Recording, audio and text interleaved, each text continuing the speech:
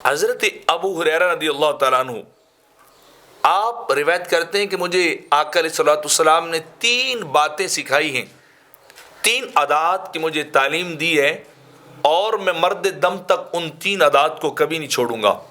وہ 3 خصلتیں، وہ 3 عادتیں میری زندگی کا حصہ رہیں گی، اور مجھے فخر ہے کہ میں ان 3 چیزوں کو لے کے چل رہا ہوں جو 3 باتیں مجھے اللہ کے محبوب نے سکھائی ہیں، جو آمنہ کے لال نے مجھے تعلیم دی۔ ان میں سے پہلی بات سیدنا ابو ہریرہ رضی اللہ تعالیٰ عنہ فرماتے ہیں کہ سرکار نے فرمایا سونے سے پہلے وتر کو پڑھ لینا، وتر ادا کر کے تمہیں سونا چاہیے، وتروں کو چھوڑ کر تمہیں نہیں سونا چاہیے، شاید ہو سکتا ہے تمہیں جاگ نہ آئے تو وتر پہلے پڑھ لو۔ اور دوسری بات کہ میرے آقا نے مجھے فرمایا کہ اے ابو ہریرہ ہر مہینے 3 روزے ضرور رکھنا، 13، 14، 15 ایام بیعت کے روزے ضرور رکھتے رہنا۔ تو میں نے وہ 3 روزے بھی اپنی عادت میں شامل کر لیے، اپنی زندگی کی روٹین کا ایک حصہ بنا لیا ہے کہ ہر مہینے میں وہ 3 روزے ضرور رکھتا ہوں۔